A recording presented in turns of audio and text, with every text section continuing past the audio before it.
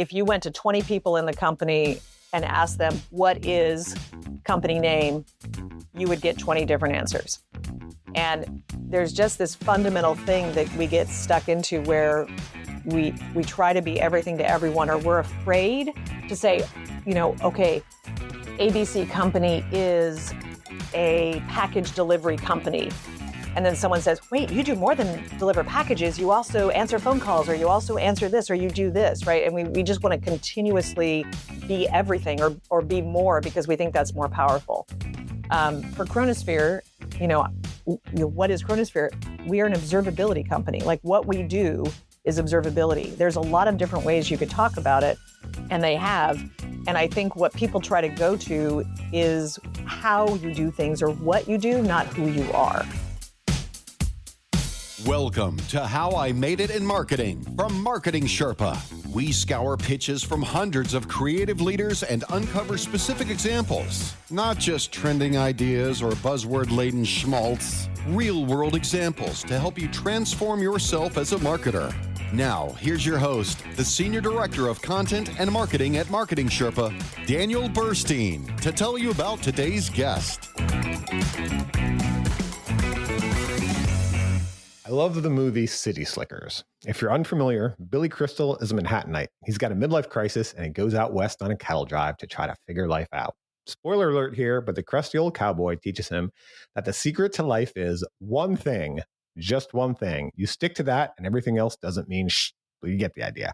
It struck me that this is a great brand lesson as well. You've seen the stats. Our ideal customer simply gets hammered with messages every day, and there's so many things your internal team could work on, how to cut through that noise, how to prioritize. I love what my next guest told me.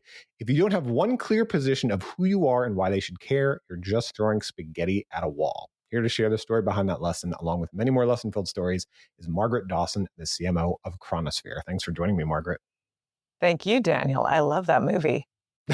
Perfect. Then it's a good intro. I didn't let Margaret know what the intro was. I just said we're focusing on the one thing. I was so curious where you were going. I'm like, what are we talking about? Well, let's take a quick look at Margaret's background so you know who I'm talking to. Just cherry picking from her LinkedIn. There are several more roles, but she was a foreign correspondent for Business Week magazine, the founder and managing director of Weber Shandwick's Taiwan office, director of international PR for Amazon. She directed the product management team for Microsoft's network security business, VP of product marketing at HP Helion, and has been the CEO's chief of staff at both Red Hat and IBM's Apptio. But for the past year, she has been at Chronosphere. Chronosphere has raised $343 million in 3 rounds. In its Series C round in 2023, the company was valued at $1.6 billion. Margaret leads global marketing efforts at Chronosphere, overseeing a budget of $12 million and a team of 23 working on digital experience, corporate communications, demand generation, customer marketing, ABM, marketing ops, and product marketing. So that's a lot to lead, Margaret. Give us a sense. What is your day like as CMO? I feel like we forgot events or something. There's so much. I mean, everyone knows that in marketing, it's an expanded thing. What is my day like? I will say the one thing that is consistent, because no day is the same, is I start every day at 7:30 a.m. Pacific with my leadership team for a stand-up. So every day of the week, we're together at 7:30. We have people across West Coast, East Coast, and Europe. And we check in with each other. We make sure we all are aligned on priorities. And it's just a great time to kind of regroup, especially, early in the week, like Mondays, Tuesdays. Oftentimes there's a fire drill. Like this week, we found out the Magic Quadrant was going to be published on a Tuesday, and we didn't expect it until August. So that was a little bit fun. But other than that, I would say it is really a combination of, I always look at data at some point during the day. So I'm in Salesforce or I'm in some other tool, just seeing what's happening and if we need to change direction, since we are fairly agile. We are a Slack company, so I don't even want to think of how many hours I spend a day answering Slack messages. It's the new email, and people think you're synchronous, which we all know how fun that is, because it's not anymore. Because when you have 500 Slack messages coming in, you can't be synchronous anymore. And I hate to sound cliche, but it really is a combination of doing everything from strategic thinking. I try to read as much as I can about the market. It's cranking stuff out and writing, or getting with someone and trying to figure out how to create something. It's looking at the data. It's working with the different teams. I have a lot of one-on-ones across my team and peers. So I think my job is just being that bridge and, always making sure that everybody's feeling positive and we're aligned on priorities. I'm tired just hearing it. How do you keep the fire going? How do you keep the spark? How do you have time to like come up with the ideas? I just love this work. The number one thing people have always asked me is, why are you so passionate? Like, how do you keep that? And I get up at 4 a.m. and start with yoga and meditation. So I'm even more annoying than that. Nice. All right. Before we jump into some of the lessons from earlier in your career, I want to talk about something going on just pretty recently, because you told me one of the most fascinating pieces of information I've heard in a long time. And I'll tell you why. Marketing Sherpa, we used to do benchmark reports. And when we'd ask about CMOs, marketers' top challenges, right? It doesn't matter if it was B2B or B2C or big companies or small companies. It was always the same thing. It doesn't matter if it was a recession or if the economy was booming. It was always the same darn thing. Not enough budget, right? Yet, when I introduced you, I said you had a $12 million budget, but it didn't start there. It started at $17 million. And the reason it was cut, you can't blame anyone else, was because of you. So Margaret, Yes. to the marketers listening, why on earth did you say that your budget should be cut from $17 million to $12 million? And can you give that extra $5 million to some of our listeners because they want that budget? No, to the last question. I can say that definitely very easily. When I started, it was last fiscal year, looking at the new fiscal year that we were walking into. And I went in and immediately started thinking about, okay, well, what's our target ARR for the coming year? What's our current bookings? What's our revenue numbers? Like all the numbers you can't see completely before you start somewhere. And what is the benchmark for my budget? And I looked at, the latest benchmarks around percentage of operating expenditures, percentage of revenue, percentage of ARR forecasted. And I was not just hot, I wasn't even in the same park. And I just could not justify us spending that kind of money. And the other thing I found is that for the last 4 quarters, the team had not spent their full budget. So not only were we out of whack from a benchmarking or just a responsibility standpoint, we weren't even able to spend the money that we were given. And there was lots of reasons for that. Maybe it was silos, maybe it was whatever. So I sat down with the CFO and we looked at different, parts of the business. We looked at different benchmarks. We agreed on a benchmark. And, at 12 million, I am really comfortable with where we are for the stage that we are at the growth rate that we are at. We will get back to 17 and way beyond that. But for where we were at that moment and for this fiscal year, that was the right thing to do. And I think what I mentioned to you that I find interesting about this is that our numbers or our results did not go down with the budget. In fact, they went up. So there was something about focus. There was something about discipline. We're doing bigger things and less things. Well, there's also something about ego. And, when you come in as a CMO, I think we all just want the biggest turf and the biggest patch and the biggest budget. And we do. What we always talk about, hey, don't be siloed on how I made it marketing. Think about the greater business need. And I think that's a great example of putting your money where your mouth is, literally. I think this is where being chief of staff twice changed my perspective. I've been in roles where I was responsible for looking across all parts of the organization, whether it be a data perspective or an OKR perspective or a people perspective. And I think that changes you. And I think it makes you a better marketing leader, but it also I'm always thinking about what's the impact. Like, is this hurting our margins? And is that going to hurt our valuation? Is this hurting our ability to fund salespeople? Do you give headcount away because, gosh, we really need 2 more engineers more than we need 2 more, PR people or whatever. I think, the more you do that, I'll tell you, and the credibility it brings to marketing and to your leadership is high, right? Because marketing isn't known for that, as you're saying. They're known for, we need more money. We can't do what we need to do.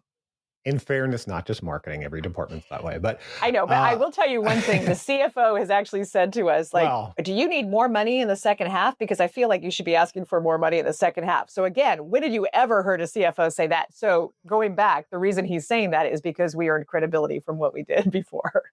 You got them on your side. Well, let's take a walk through your career and see what lessons we could wring out of it. As I mentioned, you have had a long and storied career, many roles.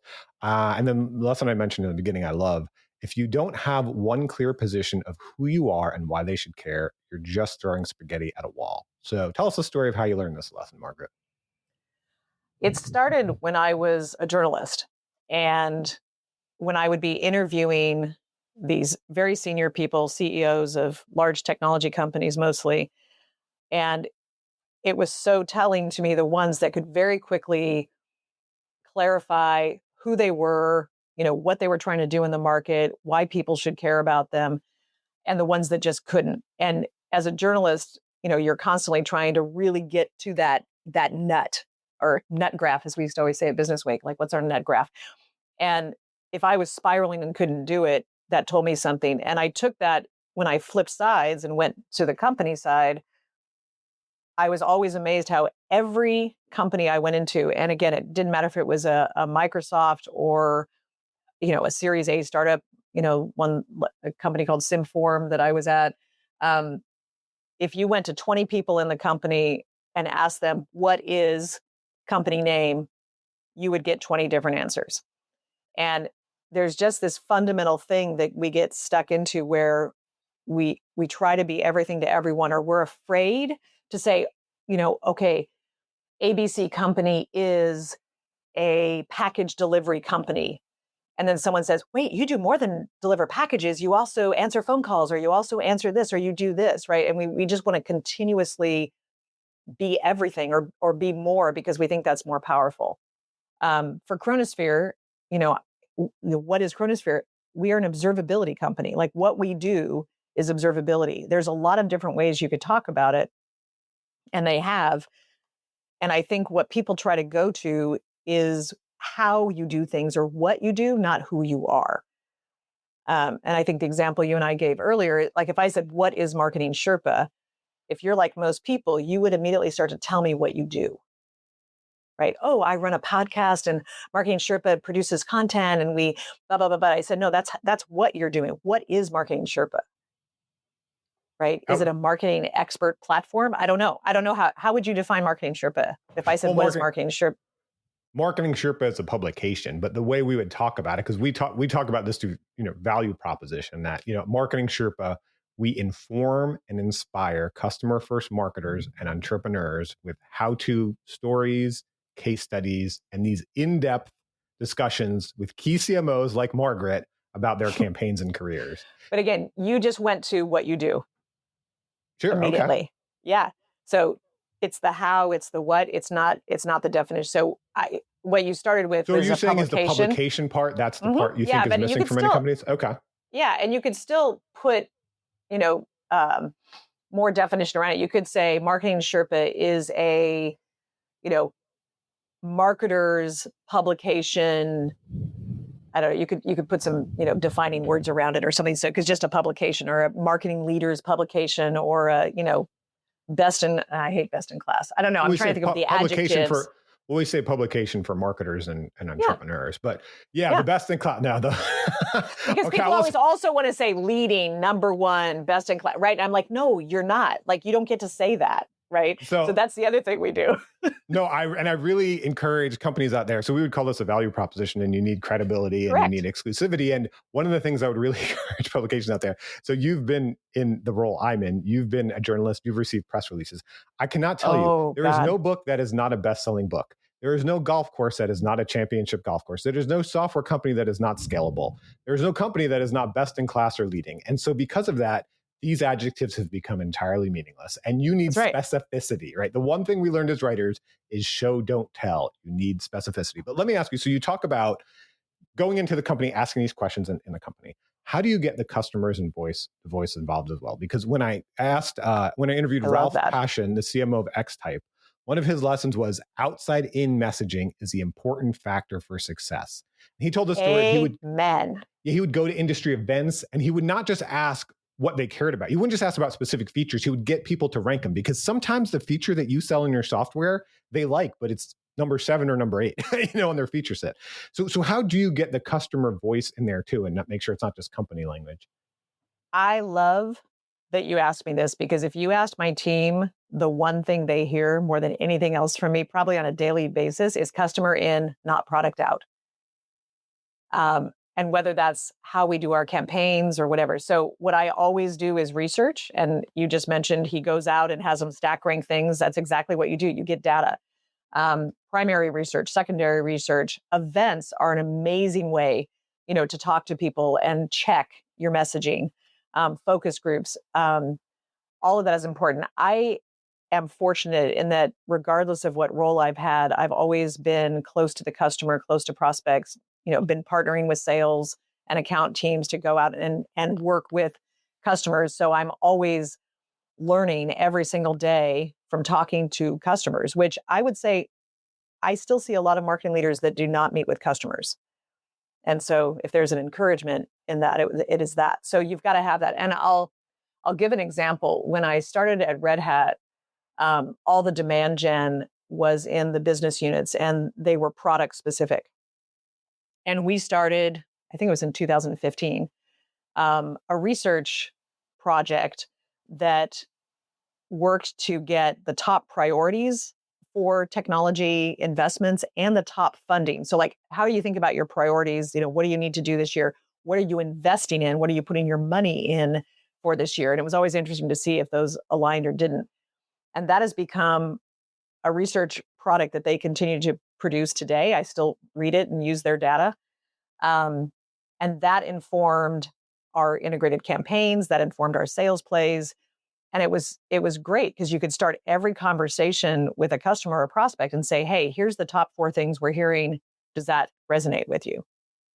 So it's mandatory. Sorry, that was a long answer, but that's a great answer. And I love the analytical thought, the data-driven approach, but sometimes marketing is a little swashbuckling too, right? There's a little bit of gusto in there. And I love your next lesson. Sometimes you need to poke the snake. So what on earth does this mean?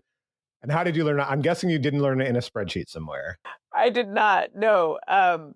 Well, the saying "poke the snake" I got from a sign in Orlando, Florida, and I think it was during one of the Gartner conferences. And there was literally a sign by a hole that said, "Please do not poke the snake. Our snakes are hibernating, and they are not happy if you wake them up." And my first thought was, "Wow, I can't believe someone actually needs a sign that says that," which means somebody was taking a stick and poking a snake. But then I use that now. And sometimes I say poke the pig, and I don't know when it changed because I don't know why you would poke a pig. So we need to stay to poke the snake. But it's basically, as a startup especially, but any challenger brand, you can't just use messaging or use positioning that sounds just like the other people, especially if you have an 800-pound gorilla in the market, because you're never going to break through the noise. You're never going to have the millions and millions of marketing dollars that company has. They've already established themselves, in that position. So the question I always ask, especially when I'm a challenger brand, is, okay, what's a position? And it sometimes could be controversial, and sometimes it's just a point of view. So if you're not courageous or you just don't have the cultural appetite to kind of take someone on, then poke the snake might just be, this is a different way to think about it. So at Chronosphere, I would say they poked the snake the moment they founded it, because the founders came out of Uber, where they had created this observability platform, and said, we're tired of paying for every, terabyte, petabyte, whatever mentioned data you have coming into the system. We're going to flip that business model on the head and only charge people for the data they keep, not the data they bring in. Now that's becoming more common. So the question is, how do you poke the snake? We did a couple things. So there's a guerrilla marketing version of this, which is our biggest competitor had their show in New York, and we set up a coffee cart on the sidewalk outside their conference and gave away free coffee and gave away postcards and basically had, controversial messaging like, are you tired of spending too much? And needless to say, we lasted there about 3 hours before security asked us to move, but it was very powerful for that time. I would say more recently, we did something where rather than being competitive directly, we just created a campaign that was going to be unexpected. And it was called Logs-a-Palooza. And we were launching a logs product. So we just created this massive campaign and theme and music. We wrote a country Western song and we went to baseball games. So there's ways you can poke the snake that is fun, but it still has to have that unexpected nature to it. And it's yeah, go ahead. Well, I was going to say, how do you know when the startup is ready to do this? And I asked because of this reason. So we used to call this as, be careful when you poke the bear. and you call it a bear Yeah. because when you poke the bear's coming for you. You know what I mean? Oh, yeah. Or to use the Shakespeare quote, like if you come after the king, you better not miss. And I say this because I've worked at some very big software companies and some smaller ones, and the bigger ones, you know what they all sell it as? It's the all-in-one solution. Everyone wants the all-in-one solution. Right. And once you get on the radar of that bigger brand, you risk the chance that they'll just co-opt you. I mean, they'd acquire you, that'd be great, but I'm just co-opt you by putting their features into their platform. So how do you make sure you're ready to poke the bear, poke the snake, and get on their radar? Because there's a benefit to not being on their radar yet, too. Sure. And you can just not make revenue and never get differentiated and, Right. close the business. But, well, I think there's more than that for, as a warning. Sorry if you hear my dogs barking.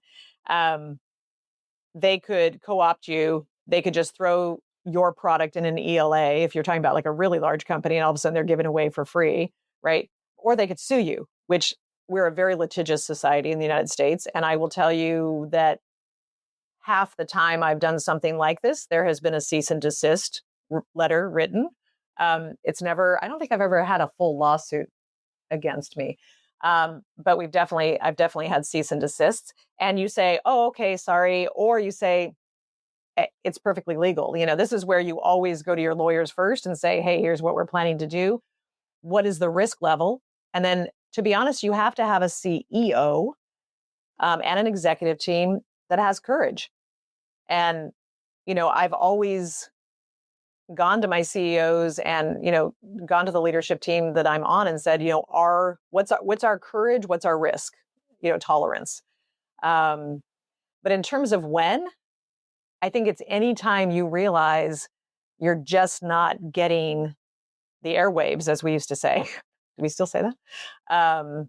The internet waves. I don't know what we call it now, but when you're just so overwhelmed and you can't break through the noise, you've got to find a way for people to pay attention to you. And you can take the time to become a leader and to do all these good things. But I think it's very typical for a company to think they have to sound very corporate and conservative to compete against a company that is well established. And I would say you actually need to do the opposite.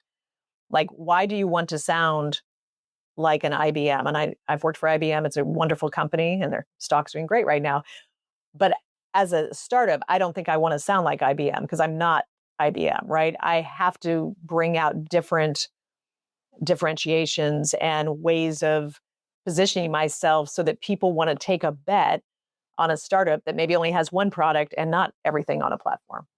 Yeah. And I love how you first answered that. Well, you can also not get any revenue because that's what it comes out. But it's going to be scary. I mean, what percentage of startups fail? What percentage of startups still fail today? Oh, 80%? I'm sure it's off the charts. Yeah. Well, no, I mean, I could see going into the CEO, going in especially to the legal team and just being all the concerns about the blowback, but there's always the risk of not doing something. So, and that's why I say if they don't have the tolerance for risk, like to do something really sexy, poke the bear, could we tickle the bear and just have a unique point of view?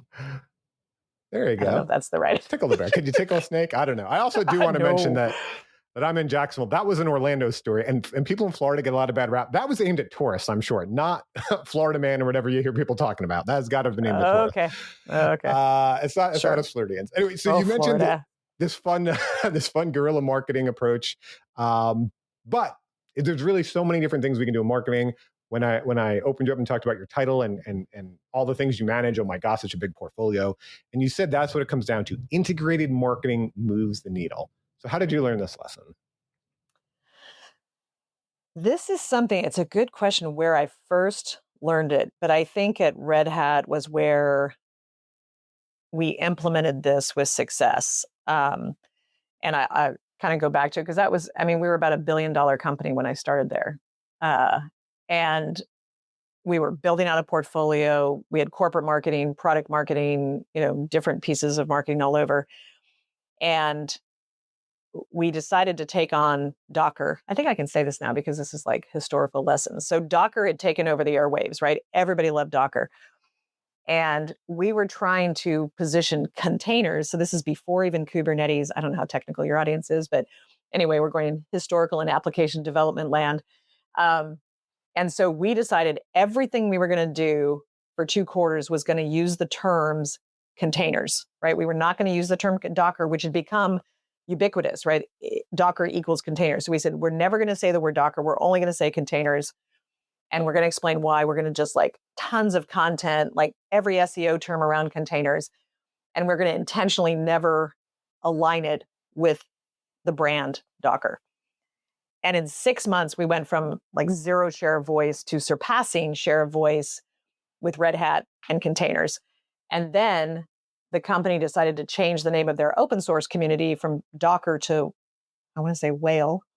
I think my memory's leaving me, which just handed us a gift. And so what we learned from that is, okay, if everybody focuses on the same theme, the same terms across all of marketing, right? Like it has to be intentional that, and it's not 100%, but let's say 70-30. And 70% of that, you are focused on that theme. And so what came out of that was we created these quarterly integrated marketing themes that were aligned to our campaigns, were aligned to sales plays, ended up, aligning to product eventually.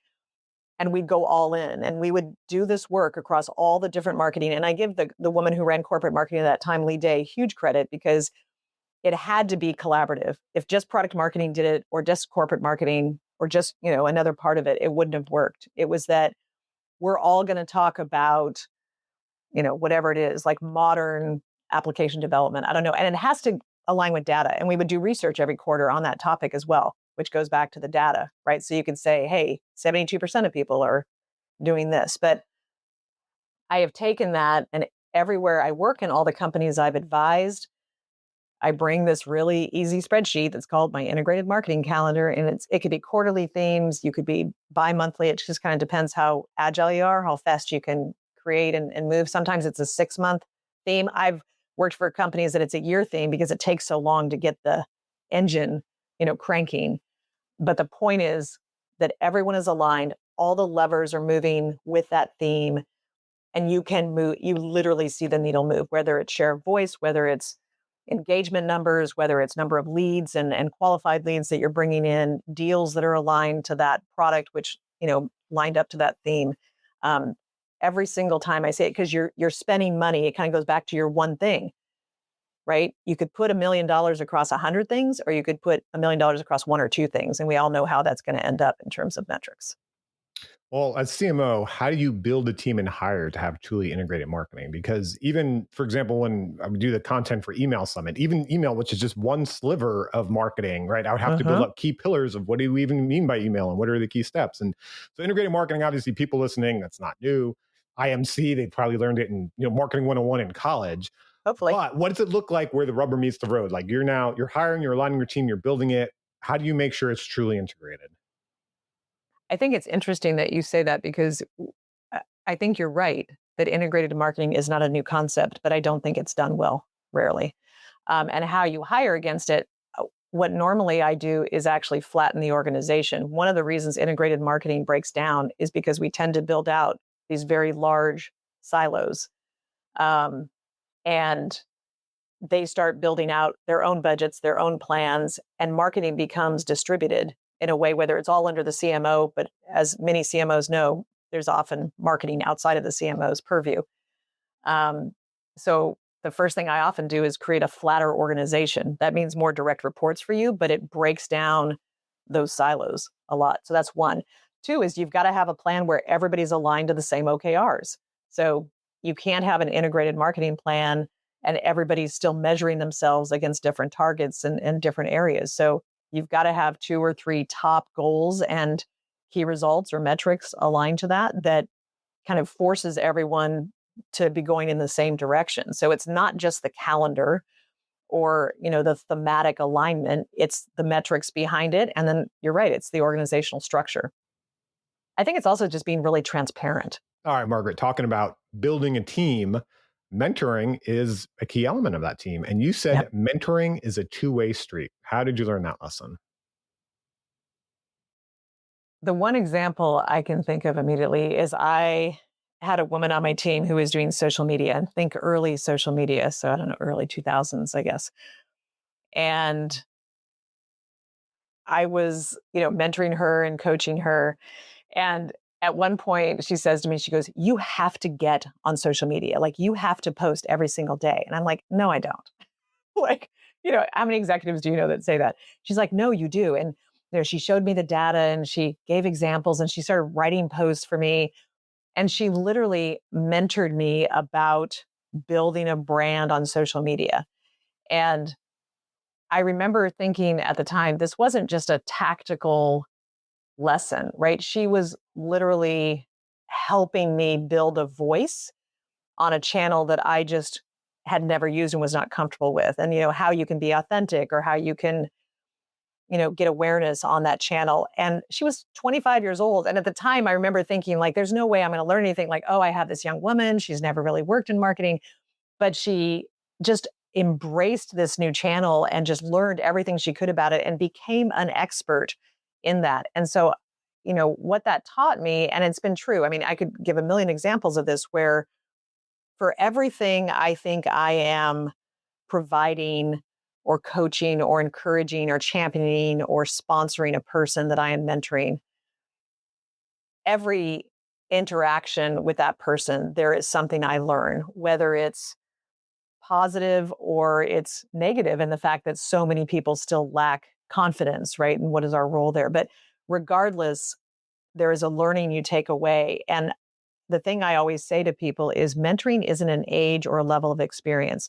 Mentoring is sharing because everyone has something to give that the other person can learn from. And so I've tried to flip that. I don't think mentoring needs to be, more experienced people with less experienced people or older people with younger people. I think you could have peer-to-peer mentors because everyone has their unique experience and something that they are great at or that they are passionate about that we can learn from. Yeah, and we actually have a great lesson a little later in the episode about that. But let me ask, as a leader of the team, is there anything you do to make sure your team has the right mentors? Because, for example, when I interviewed Yana Arnazarova, the CMO of EduShape, one of her lessons was people and culture matter a lot. Mentorship matters even more. So, that's kind of the funny thing with the team where it's like mentorship is kind of a personal thing. But as you mentioned, sometimes, especially younger employees, that confidence thing, they don't have the confidence to go out and get the mentor. So is there anything specific you do as a team leader to get them the right mentorship? Or is this is something they've got to figure out on their own and I can just encourage it? No, I think you have to be intentional because the thing I've learned, especially about early stage employees, is that I don't think they know how to do that yet, nor do they often take that step. So I think the easiest thing to start with is just to think about what would be most helpful for that person right now. Is it confidence or just, learning marketing, or is it being more technical, like what would help them in their career personally and professionally, and then align them with someone that you think would be um, the right fit. And I think you also have to look outside your own company. Unless your company is very large, then it's easy to stay within it. But um, one thing I've experienced most of my career is there weren't a lot of women leaders. So once I became a woman leader, I end up having 30 mentees in the company because it's like they all wanted a woman leader as their mentor, right? So I think you have to figure out what is the most important thing and then validate that with the person. Like, from what we've talked about, I feel like right now for you, this would be the most helpful thing. And ask them, do you care if it's a man or a woman? Do you care if it's someone in the company or outside of the company? What kind of person do you feel safe with? Because she's right. I love what she said. Um, that connection, that relationship is huge because good mentors, I think, become much more than just a mentor. Okay. They really become your champion. In the first half of the episode, we talked about some lessons from some of the things Margaret has made, whether that's brands or campaigns or teams. In the second half, we'll learn some lessons from some of the people that mentored Margaret. But first, I should mention that the How I Made It in Marketing podcast is underwritten by MechLabs AI, the parent company of Marketing Sherpa. You can get conversion-focused training from the lab that helped pioneer the conversion industry in our AI Guild and a community to collaborate with. Grab your free 3-month scholarship to the AI Guild at join.mechlabsai.com. That's join.mechlabsai.com to join the community and get AI working for you. All right, let's talk about one of those two-way mentoring examples. I think this is a great example of that, actually. You mentioned a lesson from Ava Gustafsson, and that she taught you just because you can do something doesn't mean you should. So who is Ava and how did you learn that lesson?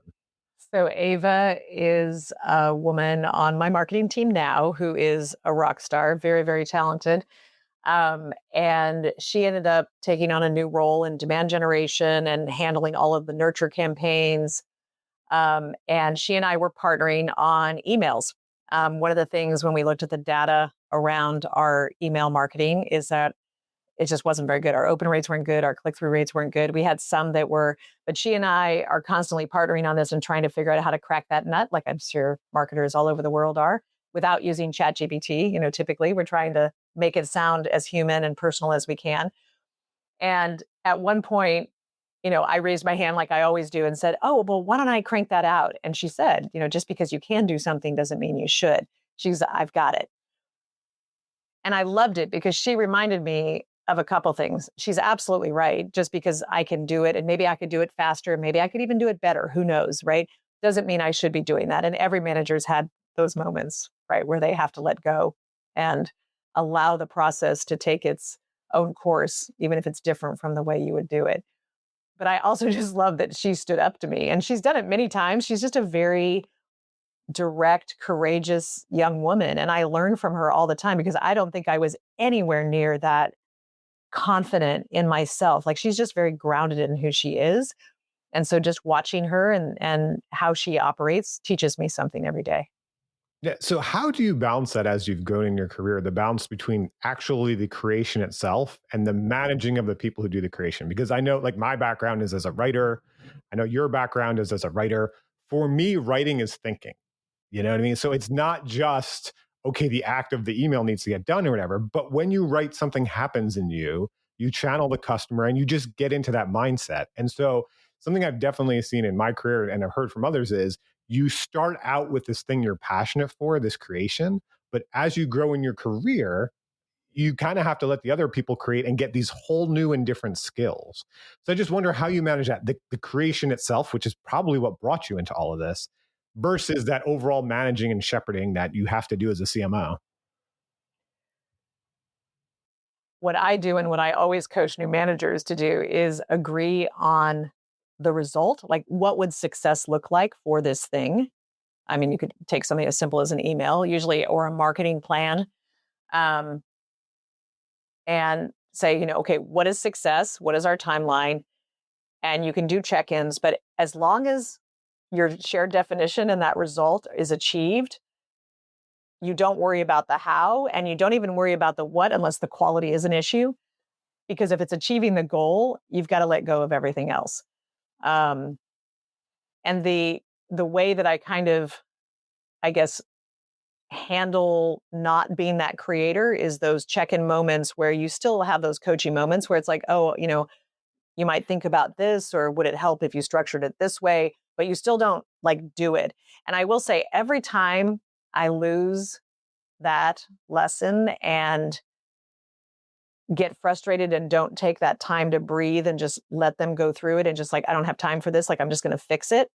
It always backfires because the people say, oh, well, if I'm not moving fast enough, Margaret's just going to come in and micromanage this or fix it. So you've got to really stop yourself and, give that breath, give that space between your stimulus and response, as I like to say, and allow them to fail or allow them to succeed or allow them to learn, because otherwise, why are we here? Like, if you just want to do it by yourself, you're never going to be able to scale and get it done. So I think it's just always thinking of that destination and agreeing on that and then letting the journey be that person's journey. Well, sure, but is there anything you do so you don't lose that edge, though? That edge you have when you got your fingers on the key. I learned on a typewriter. You got your fingers on the keys of a typewriter. I did too. I was fast on a typewriter. Right. What you said is the exact right management approach. I can't disagree with it for a second. But I mean, as a creator, I mean, okay. I love to write. I love to create. And you can kind of drift from it if you don't. I love the clacking of the typewriter. No, I have drifted. And I'll tell you when I get it back. So we just had this conversation. The timing of this question that you're pushing me on is so ironic because great. For a year, when I came to Chronosphere up until just recently, the other thing that I thrive on is speaking. So getting on the stage and speaking goes back to probably my theater days, who knows? Um, and I wasn't writing. And so I started thinking about it. Okay, well, what am I passionate about in all these things, that I can start writing about? Because one of the challenges I have is not only delegating all that stuff, but when I do write, it's for someone else. I'm writing the CEO's, platform, or I'm, trying to create messaging for the company, but it's not my story. Um, and so just recently we were talking about hybrid cloud, which I am very passionate about hybrid cloud architecture. And my editor said, well, we write a blog about this. Like, you're so passionate about this. And then I did a presentation about it. So like, I've got to find that creative outlet, or you're right. I am not a happy person if I am not figuring out like, what's my thing? Like, what's my story? It goes back to that one big thing. Like, I've got to have my thing at every company I work at that is a different perspective, even if it's something everyone's talking about, but it's my way of thinking about it. And I find it all the time. This one has taken a little bit longer because there was a lot of things that needed to be done, and I just literally did not have time. And you're right, I wasn't as happy. Yeah, Absolutely. I love that you keep your toe in the water like that. That's perfect. All right, let's talk about, this is really a bigger life lesson. I love it. Don't focus so much on winning each battle that you lose the war. You said you learned this from Bill Henshaw, who is your former father-in-law. He's now deceased. Mm-hmm. Is also a commercial real estate professional. So how did you learn this lesson from Bill?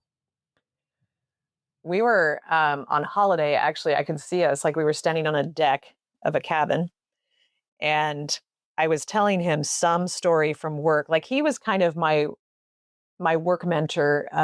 We had a very interesting relationship for father-in-law, daughter-in-laws, that our kind of connection was always business and markets. And like, he was just the person I'd go to get reality check, on things. And I wish I could remember the story, which is ironic. I don't, but I was telling him something and he's like, why do you have to fight every single thing? And I said, because I'm right. And he's like, does it matter that you were right? Like, why do you have to be right on everything? It's such a young person thing. We just are righteous about everything. And he said, okay, so did you win that battle? I said, yeah, I did. He's like, but at what cost? And I said, what do you mean? He's like, what was the cost of you winning? He says, was there a relationship cost? I said, well, maybe. Yeah, the guy was kind of pissed, and well, his team was kind of pissed. And he's like, okay, what else? Like, what other reputational, cost did you have? Is this going to keep you from being brought into a team the next time? What happens the next time you need something from that team? Right. And he just started asking me all these very practical questions, right, that we could ask each other now, but I couldn't step back and see that. And so his words where he just said, look, just because you win the battle, you may lose the war. So just be very clear on every battle if it's needed to win that battle, or if there's something bigger that you need to focus on. And, I've thought about that a lot where, in the moment, I mean, take budget, go back to where we started, right? Like, is it really important that $100,000 or that $1,000,000 for that thing is what you absolutely want to fight for? Or do you actually want to wait and think about how you can integrate that into your next fiscal year plan, which is a much bigger battlefield, so to speak, than in that moment getting 100 more leads? And maybe that's a bad example, but I think we constantly are in that moment and reacting and thinking this moment is the only thing that matters.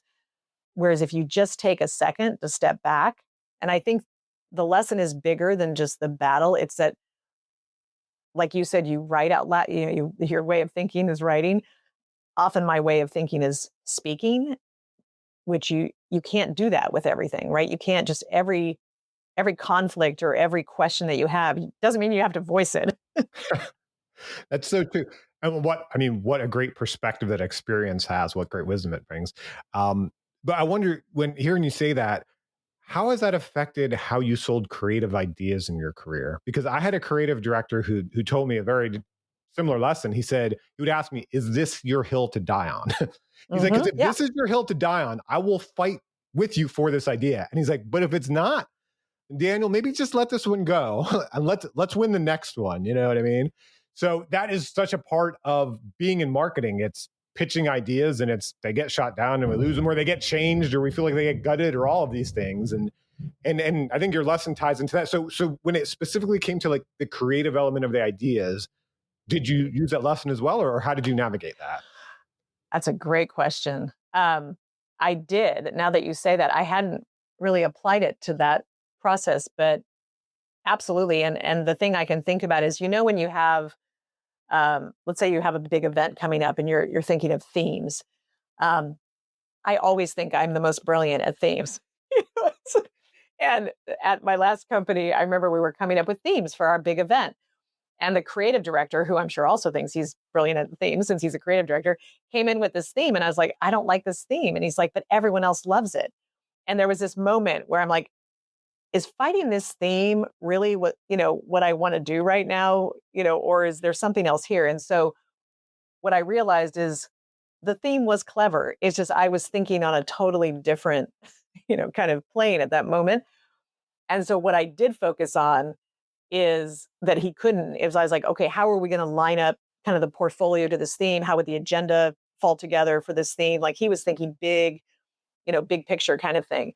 And so how I got through it that time, whereas I disagreed and committed because I didn't love the theme, but everyone else loved it. I was like, okay, there's something I'm missing, but it's not worth this battle at this moment.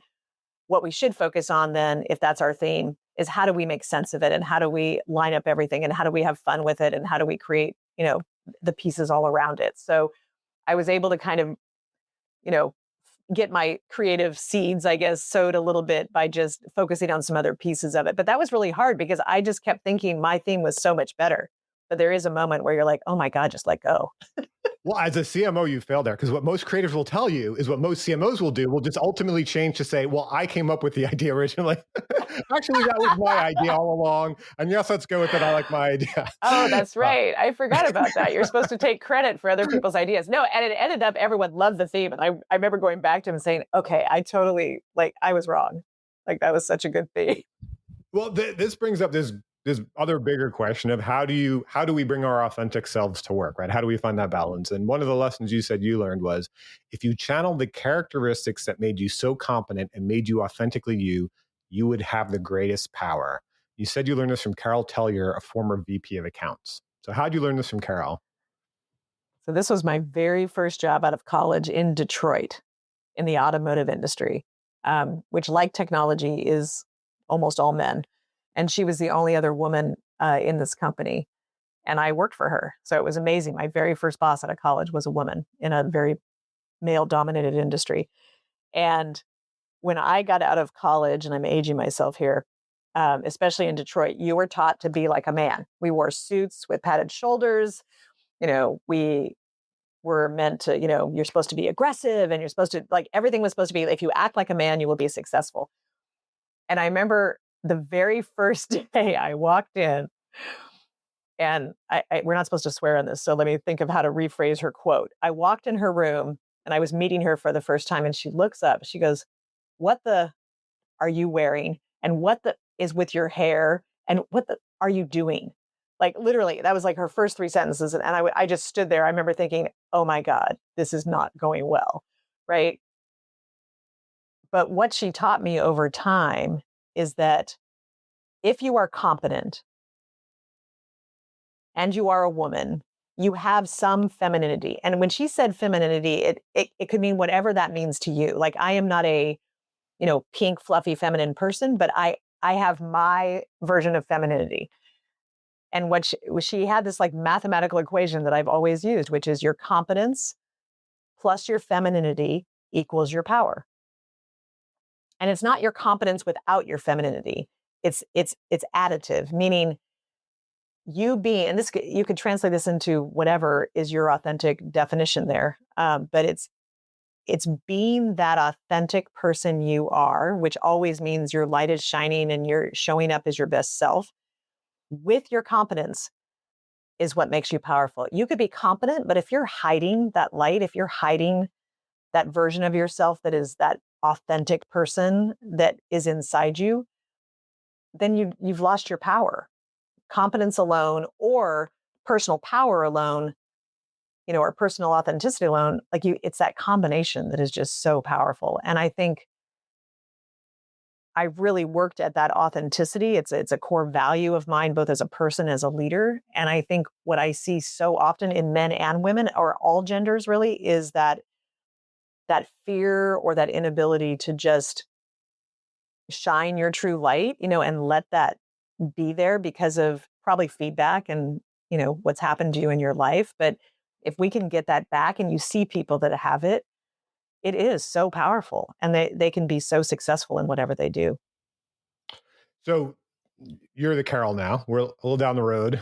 Society's changed though Yeah. too. Like, I mean, do you still see this as big as a challenge as when it was when you were coming out of college, or do you think do you think this generation has figured this out more, or do you think no, this is just human nature? We're at the same place when I entered the Detroit auto industry. I'd love to say it's gotten better, but I will tell you, regardless of gender or age or experience that I talk to, I see 90% of the people that I coach or mentor or just meet or talk to are still struggle with being truly authentic in work, especially, and sometimes in life. I think we just over time listen too much to the input and the feedback and the social norms around us. And it just becomes harder and harder to sometimes go against the grain or just be that person. Um, and I think, we see that now, with so many DEI initiatives dying on the vine. That doesn't mean that as leaders, we can't still provide that safe space where people can show up authentically. And I think it's important because I don't think our teams will be as innovative or successful if we can't somehow allow people to just shine and their competency becomes, part of that because people are always going to be performing more when they feel like they want to show up and they can show up as themselves. But no, I wish it had gotten better. I don't think it has. Yeah. I feel like social media has had an effect here, and I can't tell if it's a positive or a negative effect because, on the one hand, social media is this channel where everyone does get to express themselves in some way and can bring it into work, especially in B2B and different things. Where when I was coming up, it was just, the people around me and like Ad Age and Ad Week. That's what I had, like Ad That's Age right. and Ad Week. That's what I had, right? Or going to the Addies or, whatever award show. Like that was it. You didn't have like this constant stream of these other copywriters and how they're, living their best self. But on the flip side too, then it's like, is that a whole other side of conformity because you're seeing this constant stream of like how you're supposed to act? So I don't think it's even that. What I would say is early Twitter days, I felt I could be authentic in my voice on social media. And there was dialogue. Like I remember there'd be those of us arguing about like early cloud computing, we'd be arguing about cloud and architecture and blah, blah, blah, and it was like this, you could, drop an F-bomb on Twitter and nobody freaked out. I will tell you, LinkedIn is about the only thing I use because I don't even know what's going on everywhere else. I'm trying blue sky right now, but it's not that kind of place anymore. It is not safe to be yourself on social media. And you can see people that are, they get victimized. So I think and then you social get a track media, record too that will follow you throughout your career. If you well, say the wrong thing. no, to be honest, that's true. I think that, and everything you say everything we're saying here, who knows where this will go viral and right. So um, I would say social media is an inauthentic channel. Um, so I think we can still be true to ourselves, but I think it's with caution and with a little bit of bars, handicap bars on the sides of us, kind of keeping us from going too far because I just think it's too dangerous right now. Maybe I sound old, but I don't think it's worth it, honestly. Well, let's end on a positive I was note. gonna say it sounds so philosophical and sad all of a sudden. And not that you're wrong. Not that you're wrong. Let's on a positive note. I love this. Was we do not serve ourselves or the world by hiding our light or being afraid to stand tall. There's probably a separate social media lesson there, but let me ask you how you learned that. You said it was from James Erickson, former theater teacher at Beaverton High School in Oregon. Yeah, that's correct. So my last high school I went to, so I moved 13 times as a kid, but my last Oh year and a wow. half, I was at Beaverton High, a whole nother podcast on that one.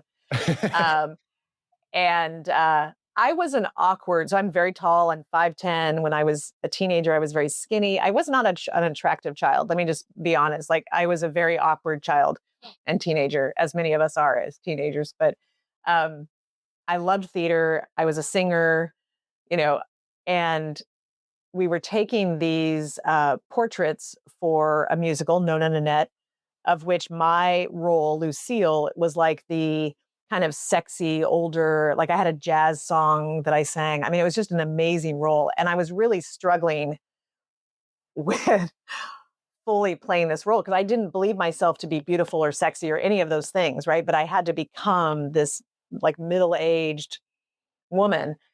And so he had us take photos, like, just like you have in Broadway, like the beautiful, shots that you see of the stars. And my photo was stunning. Like I remember because and he put them up on the wall. Like we were all framed on the wall like before opening night. And I was walking over to the wall and I was looking at my photo. And I remember thinking, like, who is that person? And that's when he said, he goes, I get it. He goes, every day you're this awkward kid and you pass by, probably most people don't notice you. But when you want to like really shine your light and be what's inside you, that's the woman. Like, look at that woman. That's you. Right. And I will tell you, it changed that character for me. Like, I showed up the next day at dress rehearsal and I took on this, like, I am a 40-year-old, sexy, amazing woman. Right. And I felt it inside. And I just taken his words with me because I think so many of us look in the mirror and all we see is what's wrong. I'm never going to be shorter. I'm never going to be more attractive.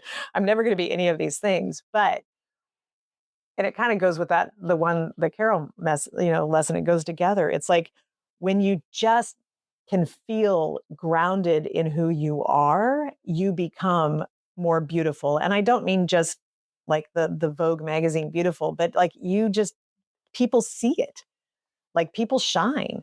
And I would say the one thing, and I've been trying to write a book on this for 5 bloody years, so hopefully it will get done one of these days. But that is the message. And then this goes across marketing, this goes across everything, is that if we can allow each other and allow ourselves to just be grounded in who we are and shine our light, I will tell you, you'll be successful, your companies will be successful because it's addicting, right? And people want to be around that.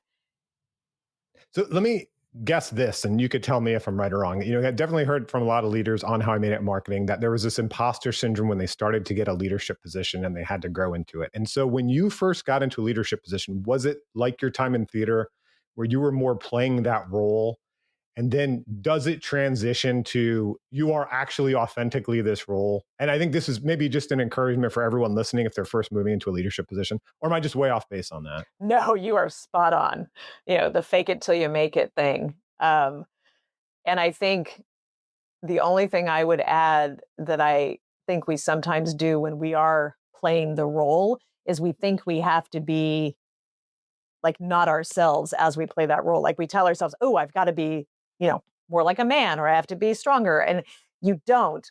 But I think it's completely normal. Everyone has imposter syndrome, and I mean, CEOs of major organizations, I will tell you, you get them to the side because maybe before they go on stage, they're terrified, right? They don't think they're going to be good enough. And it kind of reminds me, I'll end on this note, where there was the best child's book that I used to read to my kids, and it was called Everybody Poops.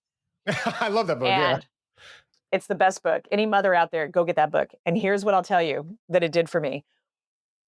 When I first started speaking at like large events or, as a leader, like, oh, she leads this or she's a C-suite executive or whatever. And I was still feeling like, gosh, do I really belong here?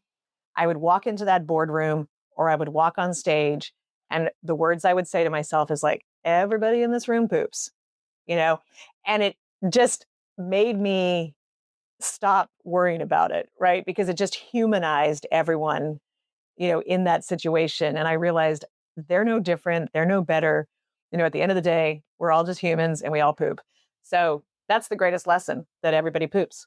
That's a great lesson, Dan. I think I should make that the name of the episode. So we talked about all these stories and lessons from your career, Margaret. If you had to break it down, what are the key qualities of an effective marketer? We said one at the very beginning: customer in, not product out. You have got to be close to your customer. You have got to be close to your market. Have a point of view.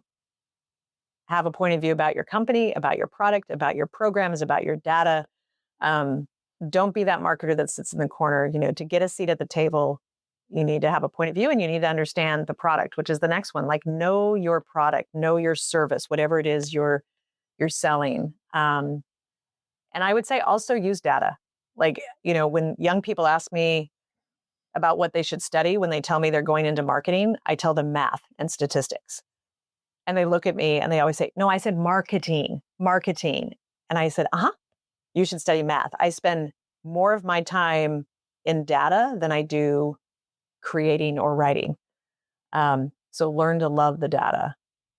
And I think those are the big, you need strong communication skills. You need to be creative. There's so many things that go into marketing, but I think those are the ones we don't think about as much. Well, thanks for sharing your point of view from throughout your career with us, Margaret. I learned a lot. I learned a lot. Thank you. This was fun. Thanks to everyone for listening.